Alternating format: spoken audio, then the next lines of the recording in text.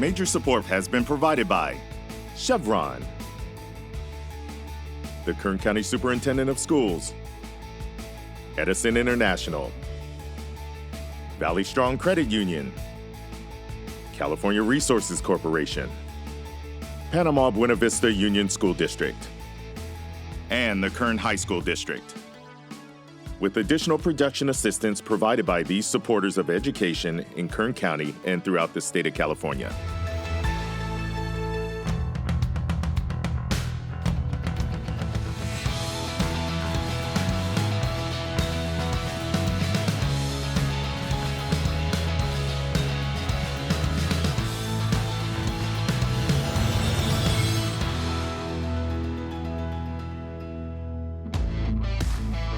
Hey, this season, math is still happening in the real world. It's everyone's favorite part of the show. We got to figure out what's going on here. So I brought my friend Corey to tell us about a super unique place that you may not even know exists here in Kern County. Corey, thanks for taking the time to be with us, man. Appreciate it. Tell me a little bit about what's going on here, what you do, and what this place is. It's Crimson, right? You guys are here at Crimson Plant 1. All right. Crimson Bakersfield Plant 1, Plant 2. Right. It's California's largest biodiesel plant. Okay. So we're talking biodiesel today. Yep. Yeah. So what's behind the biodiesel comes here, or you have some raw materials that come here, right? Yeah, we bring in, basically these plants can run on any type of feedstock, animal fat, okay, plant oils. Right. And then you take that material that probably nobody else wants. That's right. And you do something and make it into a product that people do want. What do you make it into? Diesel grade fuel. Gotcha. It's basically a biodegradable diesel fuel. Wow, that's amazing. So that process is something that everyone wants to hear because you're taking basically a waste product and making something productive out of it. That's right. Right? Yeah. So real quick, how does that work? It's maybe not a real quick topic. You want to make some biodiesel? Let's do it. Let's go make some biodiesel. Let's go. So let's go take a look at what the first process is, okay, right? And then we'll kind of make it. Yeah, we'll stay on Plant 1, which is the original plant here at Crimson. Okay. And we do 22.8 million gallons out of that plant. So we got to see this place. Yeah, all right. Love it. Let's okay. go. Let's go pull a sample? Yeah, let's go pull a sample, see what's going on. Let's go. All right, Corey, so we're at the next process here, right? And I'm still a little bit interested in what's going on here, but we have a big truck behind us and it's full of?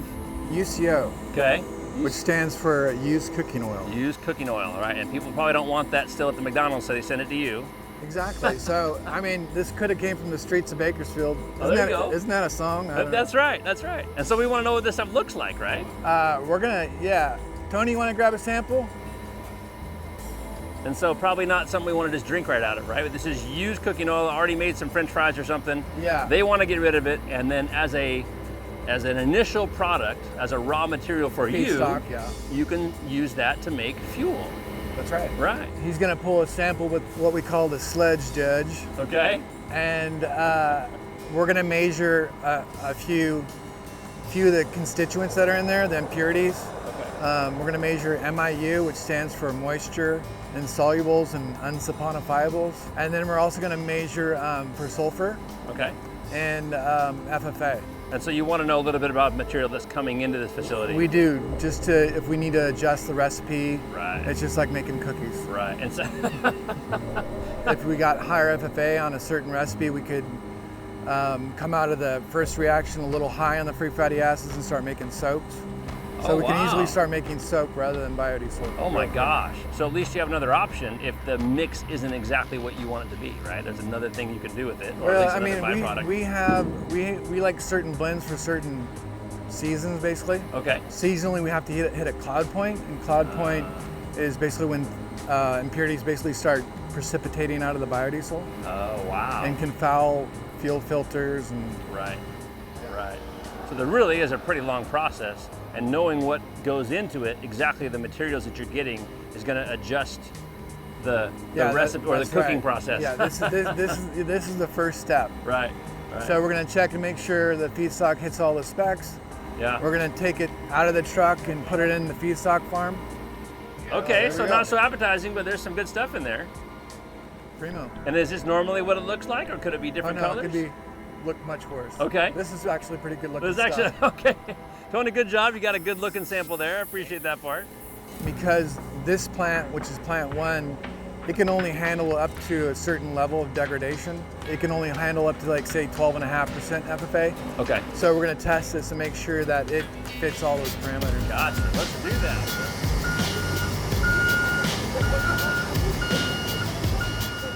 Hey, we still got some math in the real world happening, and of course, this beautiful product here is what we started with. We just dipped some out of the truck, right? And we want to know what happens and how they clean this stuff up. So I brought my friend Thomas. Thomas, thanks for taking the time with us. Hey, how's it Appreciate it, going? man. What happens in this place? Because it looks awfully official. So over here, we're going to be testing the front line. So any truck that comes in, we want to monitor specific test points, essentially, so we can produce the best quality fuel we possibly can. Right. We do have certain limits for those fuels. Right. And so basically, as you can see from this bottle, this is a representation of what a collective amount of trucks would look like within our plant. So this is what we are starting with. Right. Now, not so clear and not so clean. not the prettiest. But when we actually do clean it up, it actually comes out to a nice little oil color with no water or no sediment. Right. And so this is what we ideally want to start reacting with. Okay. Now the reaction is a esterification process, where essentially on the fat molecule, you're just doing surgery and removing part of that molecule and reattaching the ester group onto it. And that's how you produce the biodiesel molecule. And so this reaction right here that you're seeing is actually in half. So the top layer will be distilled biodiesel and the bottom layer will be distilled glycerin. Oh, okay. And this is crude. This is before anything is cleaned up. So this is still rough in process reactions. Okay. Now, however, when we go throughout the reaction process, these are our final products. To where we have this nice clear biodiesel that came from this kind of feedstock. Wow. So And- there's definitely a big long process that goes through here. So in this building, what do you test for? Like what, so for instance, what happens over here? Actually, this isn't necessarily a test for like the main parts of the fuel. This is actually a reactor system where we can test for specific feedstock and just do a rough reaction to see how it would actually simulate in the plant. Oh, okay. I gotcha. That makes sense. All right. The test points that we would test for would be for the standard for ASTM D6751. Now, there's quite a few test points that we test the fuel for. Yeah. One of those will be at this station right here. Okay.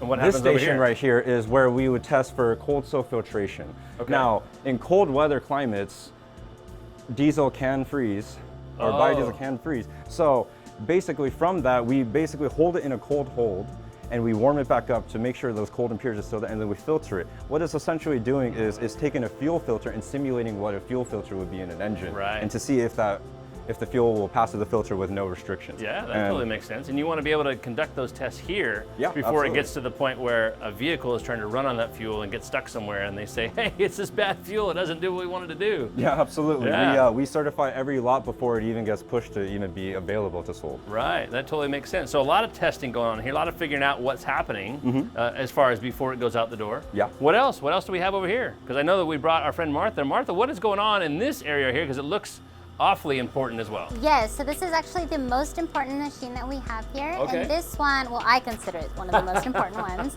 And this tests acidity as well as soap content. So here we have two different chemicals, and one is an acid and one is a base. And the way that we titrate an acid, so what we do is we measure acid by doing titrating with the opposite. Right. And we'll titrate it with a base because the opposite of a base is an acid, and when you put them together, you get water and salt. Okay. And so it'll spit out a number that will give you an acidity.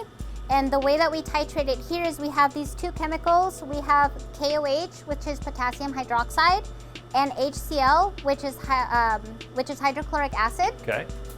And we load up our samples here. And the reason that we test the acid through every single stage of the process here is because you don't want the acid to corrode your engine, your pipes. You don't want it to damage your car. And so it's very important to also quantify how many soaps we have using our dilutions and using the chemicals that can cancel out. So for example, base will cancel out an acid. Right. And so as much base as I use, if I use 1 milliliter of base and it neutralizes that acid, that means I have 1 milliliter of acid. That totally makes Yeah. sense. So So the from more that raw acid- material, Yeah. right, we're bringing it in here to figure out what is actually in there, how the tests are going to run, make sure that the product that you're going out with is going to be a good one. Yes. And we want to make sure that we see what the rest of that process is after that happens here. Thanks for your time. Of course, 'cause this thank looks like you. a really interesting place.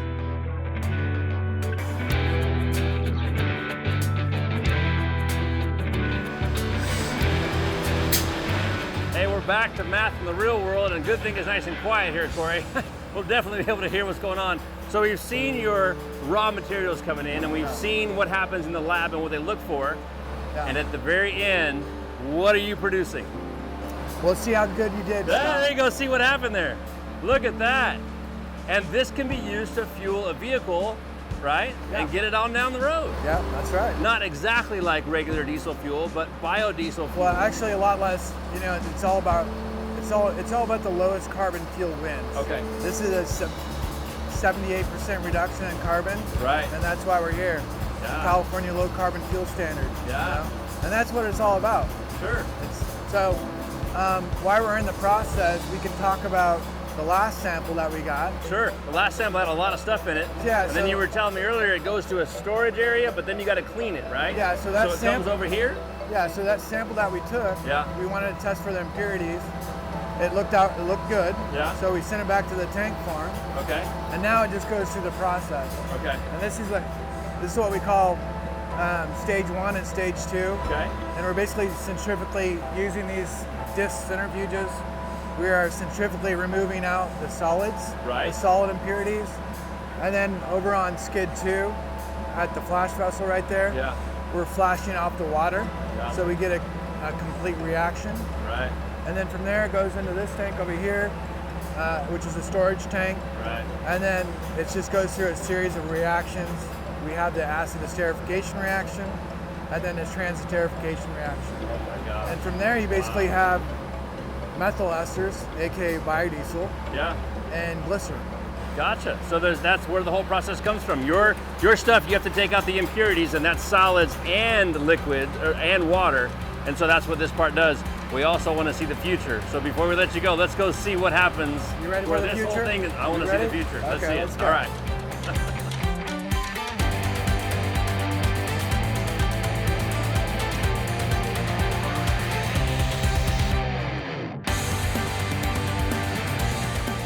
Well, Corey, here we are. We're at the top of the future, man. You made it. And the product is a little different than before, right? Yeah. Look at that. A little bit more clear, right? And Oh, so it's like mountain spring water. this is what really you're shooting for in the end, Yeah. right? This is what the new process is going to do. And that's what it's all about, is just taking the most degraded feedstocks Yeah. and turning it into highest grade fuel that we can, Highest and also the lowest carbon. Yeah, and you use higher temperature and higher pressures to do that, right? It's, yeah, Yeah. high Gosh. pressure, high temperature. I have learned so much today. Thanks for allowing us to be here today. We want to present you with the famous Do the Math tile. Maybe you can find a place in the plant for that somewhere. All right, love it. Thanks so much for allowing us to Yeah. be here. Man, what an amazing place where they make some biodiesel and again, top of the future. You never know what you're going to learn on Do the Math.